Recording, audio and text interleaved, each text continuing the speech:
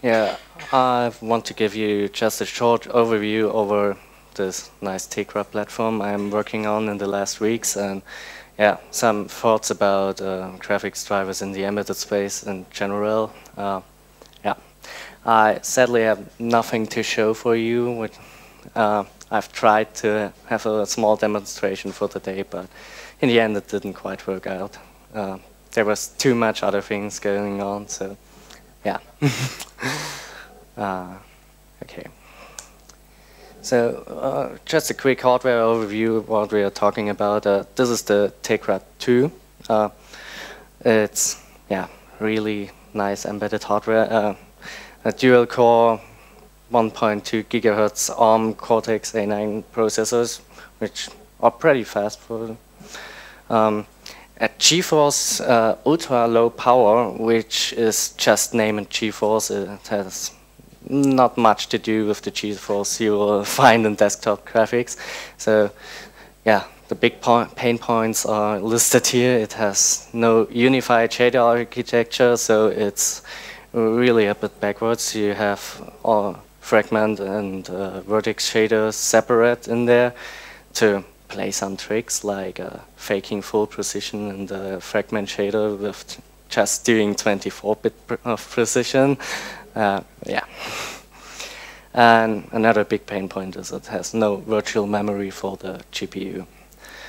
So you have only one single memory channel, so really low bandwidth stuff.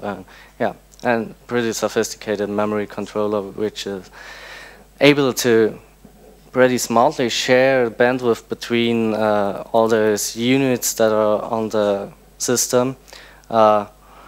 You're able to control latency for all those execution cores. If the GPU is really doing a lot and satisfying your bandwidth, you can control the latency for the CPU cores so they don't get stalled. And you can also do bandwidth provision so that you have a fixed amount of bandwidth available for the scan-out engines where you really don't want any dropouts. So yeah, the memory controller is the pretty cool thing about the Tegra. Yeah, you have two really similar display controllers coupled with different encoders on chip, like the TDMS encoder for HDMI or DVI, display serial interface, which is pretty common in the embedded space, and also a TV encoder. Yeah, the scan-out engines have plane support. You have 3 planes on which can be scanned out from simultaneously, plus a cursor. Okay, yeah. Only 2 of those planes can do YUV support, so playing video and stuff, but they're pretty cool. So also you have a separate color key and palette support for every plane, so you can do gamma correction on every plane separately, which is a pretty neat feature. But yeah, you don't get any rotation support like on other SoCs where you can rotate the scan out in 90 degrees or something, so you have to do this in software, which is not quite nice. Yeah, the situation in the software world for the Tegra, yeah, NVIDIA is pretty committed to open source with the Tegra, which is the cool thing to share here. You can actually go to the developer site and register there and get the technical reference manual from them, which yeah, omits all parts which are related to 2D and 3D acceleration. But yeah, the cool news to share today is I've heard from Andy that NVIDIA is planning to share the documentation for the 2D engines, and I suppose they will also do the same thing for the 3D engine going forward. But I think it still will be a while before they open up this. Yeah, yeah, it's still a lot of work going on in the upstream process, and NVIDIA was working on some downstream kernels which are based on old Android kernels, and yeah, they have written a lot of code for the chip support of this SoC, and they're currently in the process of upstreaming all this, which is quite a bit of flux. So it's not the nicest environment to work in quite now, because everything is changing over every week. So yeah, you have to adapt fast if you want to develop with the Tegra. So the situation with the DRM driver. Thierry Reading from Avionic Design has done a first cut at the DRM driver. You get actually mode setting on the Tegra right now. There's still a lot of things to work on in regard with memory management and stuff, because yeah, I counted this later on, but yeah, we have quite some things to solve to get this right. But you can already get some things to show on the screen, and I actually wanted to do this here, but yeah, my system is not working right now.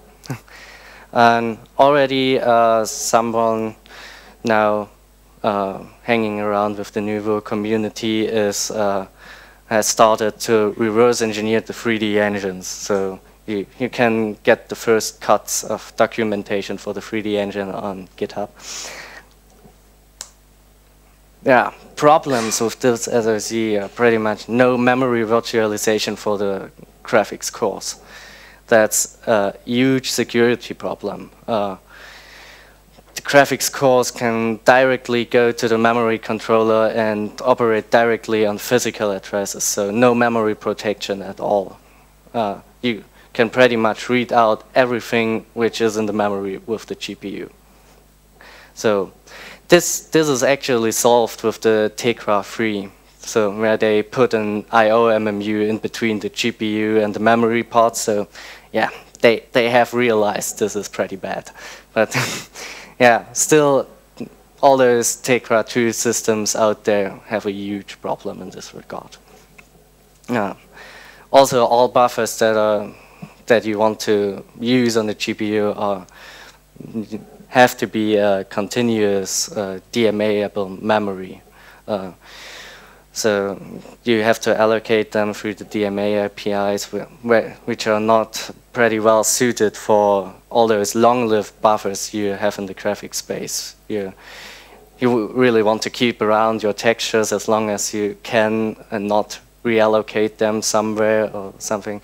So this is really a problem, because you can easily fill up all the memory and don't give it back to the CPU, because yeah, the APIs we have right now in the Linux kernel are not suited for this. So we have no support for reclaim of DMA pages. You cannot get the DMA memory back, which is pretty bad. So you get a pretty bad behavior under memory pressure. Yeah. So some thoughts about the embedded graphics in general. Yeah, the biggest problems in the embedded space come down to low memory being available, or low memory bandwidth being available. Yeah. If you do the math, scan out of 2 full HD images, which you can do on the Tegra. You have those 2 independent display engines, and you can connect 2 different monitors to it and scan out 2 full HD images, but this will eat up all your bandwidth you have on the system. So you not get anything other done with the system than scanning out. Yeah. The things we used to do up until now, like large copying around of data and stuff, it really hurts on the embedded systems, and especially the R&R implementation in the X server right now is pretty ill-suited for all this, because if you have to do rotation in software, which you have to do on the Tegra because you have no rotation support in the scan-out engines. We are doing shadow buffer allocations and splitting between the two, so we are pretty much copying around a lot of data. So if two independent full HD scan-outs can satisfy your bandwidth, one rotated HD scan-out will also eat all your bandwidth, which is pretty bad. Also, yeah, surface tiling is a must. We used to do a lot of linear surfaces in DDX drivers to get stuff up because it's easier to work with. You cannot do this on those embedded devices. You pretty much need the surface tiling to get anywhere usable speeds in the graphics. So falling back to the GPU gets a lot more costly there because you have to untile the memory you want to use on the CPU and tile it again if you want to use it on the GPU afterwards. So tiling and untiling surfaces pretty much also comes down to copying data around, which is the last point. So yeah. Next thing, low memory amount. Pretty much everything is related to memory with the problems in the embedded spaces. Yeah, biggest problem, getting the memory allocations right is a problem when you don't have any IO-MMU or virtual addresses in between the GPU and the memory. So the easy way out is to do something like a stolen memory where you just set aside a fixed amount of VRAM for the GPU and don't let the CPU work with that. But this is really a waste of memory because on those devices you don't have really much memory, and to do especially video decoding where you want to keep around all those reference frames, possibly full HD or something, it really eats a lot of memory. So you have to set aside a lot of memory to satisfy those applications. So smart sharing is always preferable, but we are not quite in the situation to do this on the Tegra 2 devices. It gets a lot easier when you have an IO-MMU. But, yeah. Also, doing compositing with OpenGL is not really questions afterwards, please. It's not really preferable because, yeah, I've had some discussions with the Intel guys about this one, but yeah, I for one really want to use the 2D engines to do all those simple tasks in compositing. And yeah, what we do now in X, we have no plane support. It gets a lot better with Wayland, where you have planes and can use all this hardware functionality to do all those simple compositing tasks in hardware. But yeah, compositing is really copying data around, which hurts. Okay, I'm at the end at this quick overview, so questions?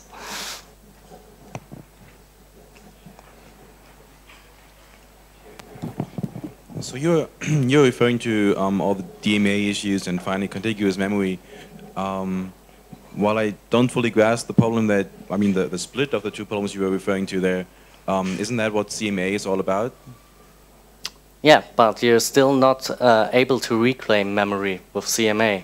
CMA pretty much makes sure you're able to use the memory that gets set aside for DMA with the CPU if you're not doing a lot of DMA allocations. But once you do those DMA allocations, you pretty much are not able to reclaim those buffers. Because yeah, in graphics I really want to keep old buffers around for something to use them later on, but I may be able to purge them if I don't use them right now. But that's not able right now with the APIs we have, because we have no callback for the system to say, okay, I'm under memory pressure, I really want you to try to get some DMA buffers deallocated and get the memory back to me. Well, we actually do have notifiers for those. There's MMU notifiers that could tell you that memory should be freed now, but I don't think that actually works too well with CMA right now. That could be. Yeah. The problems are not unsolvable, but there's still a lot of work to do right now.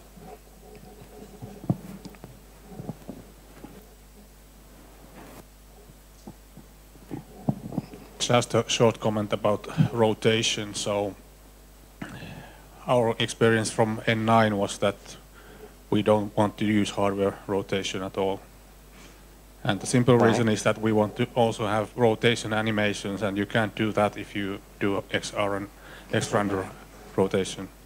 And besides, on the Power VR, we get the rotation almost for free, practically, when we do it at application level. Okay, yeah.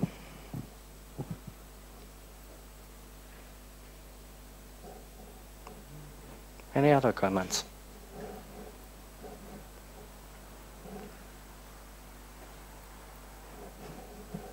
Okay, so let's wrap this up. Okay, yes. Well, thank you very much, Lucas. Thank you.